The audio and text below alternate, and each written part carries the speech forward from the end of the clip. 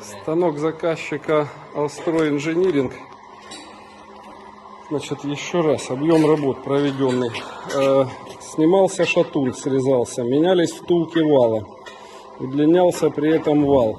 Реставрировали пальцы шатуна. Замена была планки, эксцентрика, болтов, адаптера ручки, установка ручки, петли, эксцентрика петли, болта. Со второй стороны весь тот же самый объем работы.